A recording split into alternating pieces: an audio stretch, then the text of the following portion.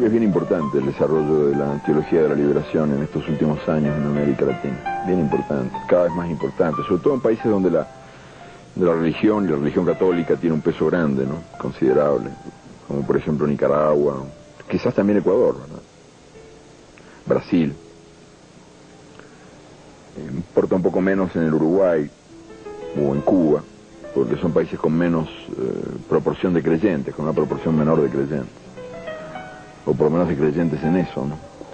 Pero sí que es bien importante y de algún modo reencuentra una tradición muy honda y que existe, te diría que desde siempre. Los primeros teólogos de la liberación, yo pienso que llegaron a nuestras tierras, aunque no sabían que lo eran, al mismo tiempo que llegaba la otra cruz, la que acompañó a la espada para bendecir sus crímenes. Es como algo así como la lucha de clases dentro de la iglesia, o como la iglesia reproduciendo en su seno las contradicciones de la sociedad donde actúa. Porque aquí también vinieron hombres como Bartolomé de las Casas, que llegó para hacerse rico y terminó viviendo al servicio de los pobres, o como Bernardino de Sahagún, que fue el primer antropólogo de América y el primero que rescató la memoria de los vencidos y que los amó y se identificó con ellos, o curas como Vasco de Quiroga, que vinieron a devolverle a América la utopía que había salido de aquí, ¿verdad? Fueron marineros de Américo Vespucio los que contaron las historias que Tomás Moro recogió y que sirvieron de base a su famosa obra. Y entonces Vasco de Quiroga llegó a Michoacán y en Michoacán consiguió abrir un espacio propio, ajeno a la rapacidad colonial, que era un espacio de conservación de lo mejor de América, que es la comunidad y el modo comunitario de ser. Esta vieja manía americana de trabajar juntos, de vivir juntos, de comer juntos, de soñar juntos. Y tan bien lo hizo y tan a fondo lo hizo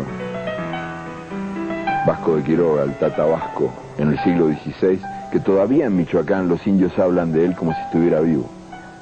Se habla del Tata Vasco como si anduviera por ahí, caminando por los caminos de ahora. Esa era otra iglesia que también vino a América, ¿verdad?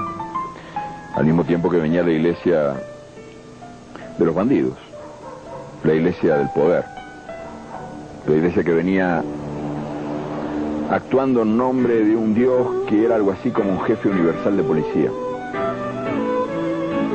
y que no admitía a otros dioses y que era enemigo de la libertad, un Dios del miedo que tanto daño hizo. Pero estaba el otro Dios, que yo creo que si existe es el verdadero, que era un Dios enamorado de la condición humana y que también vino aquí, ¿verdad?, para entenderse quizás con los dioses de antes, con los del sol, de la lluvia, con los dioses del amor. En el fondo eran todos dioses del amor y él también, aunque el Dios de los cristianos, que fue el Dios que me formó, porque yo tuve una infancia católica, como supongo que todos ustedes, es el único de los dioses que nunca ha hecho el amor, ¿no? Y eso a mí, cuando dejé de creer en él, que no estoy muy seguro de que dejé de creer en él, pero en fin, como que empezó a darme pena. Empezó a partir del momento en que uno prueba por primera vez la manzana, tenía como pena de él, ¿no? Porque casi todos los dioses de casi todas las religiones hacen el amor, o por lo menos lo han hecho. Y tan solo ahí rodeado de angelitos que no lo entienden, me daba como pena, ¿no?